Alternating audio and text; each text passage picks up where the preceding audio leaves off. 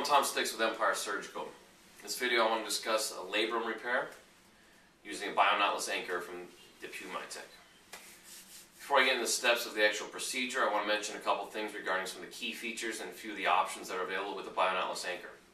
First and foremost, as the name indicates, it's a knotless anchor. So what does that mean? What are the advantages of that? Primarily, it's going to be easier on the surgeon. It's going to simplify the whole procedure. What comes with that? It's going to decrease the overall time that the case takes, making it more efficient.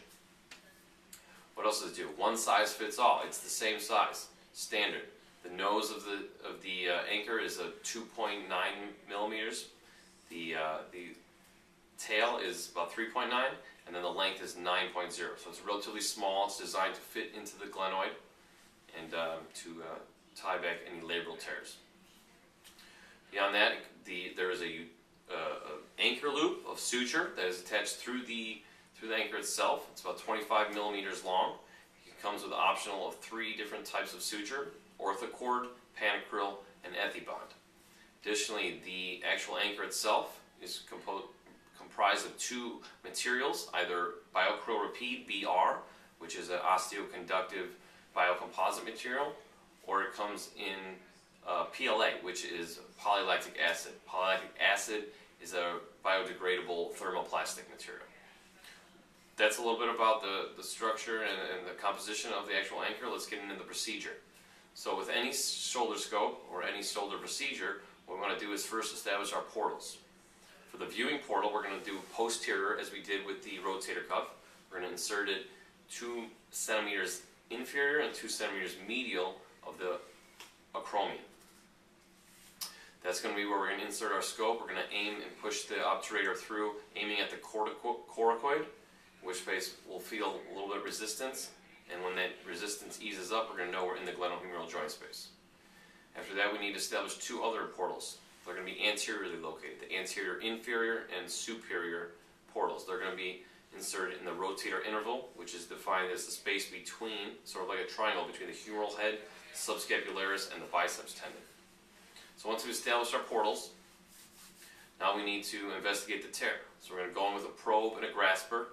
We're going to try to maneuver and do some investigating. We're going to pull on the actual tissue itself, see how much movement there's available. Do we have enough movement to pull the tissue back to where we can tie it down to an anatomically correct position? If not, we need to use a tissue liberator, maybe free up some of that scar tissue and make sure that we have the optimal range of motion that we need. After that, we also need to decide where we want to set our anchor.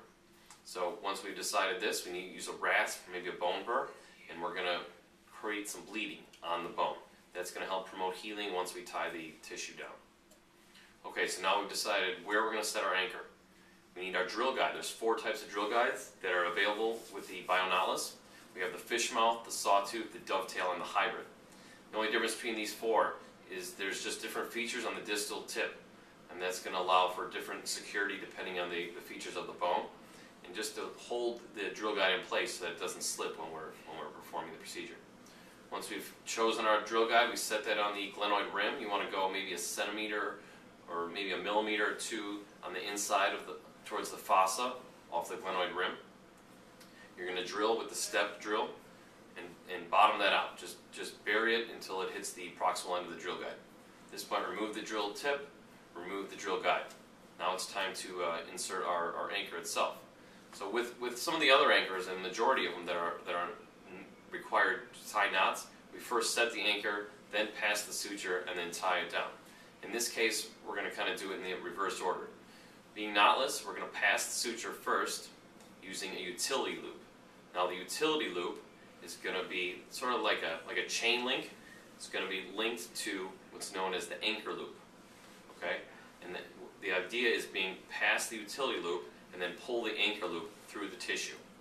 So we can do this through various ways using a spinal needle. In this case, I'll describe using an ideal suture passer.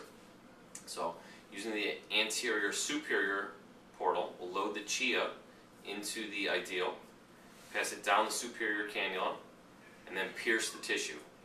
At that point, you can use the wheel on the ideal to feed the needle through. We're then going to pull that out the inferior cannula, take the 2 limbs from the loop of the utility loop, pass it through the kite, and then pull that chia along with the ideal all the way out. So you're going to end up with the utility loop being pulled all the way through the tissue and out the anterior superior portal. At this point, you want to take the actual Biotknotless anchor, feed it down through the anterior inferior portal and into the joint space, and then continue pulling out the other portal, the superior portal, on that utility loop. That utility loop is then going to pull the anchor loop through the tissue. Now you're in the joint space. The distal end of the anchor has a little channel. Now the idea is, since the suture is already through the tissue, you want to grab one strand of that utility loop with the channel on the distal end of the anchor. Once you get that loop fed in, you want to stick it down into the hole that's been previously drilled. You're going to come in through the same cannula that we drilled through, in this case the anterior inferior cannula. Make sure you have the same angle for insertion into the hole. This will make sure that there won't be any awkward tension or stresses put on the anchor that can cause it to break. Once you're perfectly lined up, we're going to mallet that, and as we mallet it, that loop, which is passed through the tissue, is going to pull down on the tissue as we go deeper into the drill hole. And once we've reached the proper amount of tension to hold the tissue into place, then we can stop malleting. At this point, we can then rid ourselves of the utility loop. Just let go of one strand of the suture, pull on the other strand, and you'll remove that utility loop. You'll be left with the anchor holding the tissue right on the glenoid rim. That's kind of a basic breakdown of how to use the Biotknotless anchor. I'm Styx with Empire Surgical.